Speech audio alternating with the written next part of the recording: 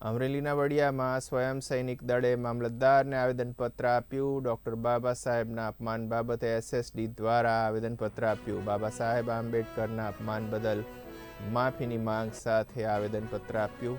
બાબા સાહેબ આંબેડકર પરના વિવાદિત નિવેદનને લઈને આપ્યું આવેદનપત્ર.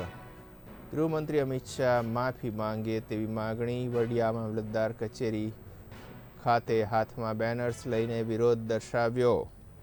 તો વડિયામાં સ્વયં સૈનિક દળે મામલતદારને આપ્યું આવેદનપત્ર. ડોક્ટર બાબા સાહેબના અપમાન બાબતે એસએસડી દ્વારા આવેદનપત્ર આપ્યું.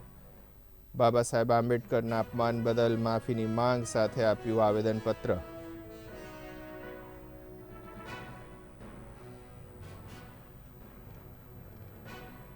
જય ભીમ, નમો બુદ્ધાય. અમે બધા સાથે મળીને બાબા સાહેબ આંબેડકરનું જે અપમાન કરવામાં આવ્યું સાંસદ સભાની અંદર, અમિત શાહ તળીપાર માધ્યમથી એણે જે શબ્દો બોલેલા હતા વિધાનસભાની અંદર કે આંબેડકર આંબેડકર આંબેડકર, એવો ક્રેઝ જે અત્યારે હાલે છે, એટલું જો ભગવાનનું નામ લીધું હોત તો અત્યારે સ્વર્ગમાં હોત.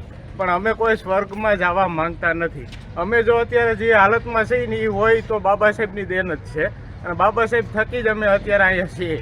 અને એ પોતે પણ એ નથી સમજતો કે એ જ્યાં ઊભો છે એ પણ એક બાબા સાહેબની દેનના લીધે જ જ્યાં ઊભો છે. એટલે એના વિરોધમાં અમે આવેદનપત્ર અત્યારે મામલતદાર કચેરી વડિયામાં આવેદનપત્ર બધાએ મળી અને પાઠવ્યું છે.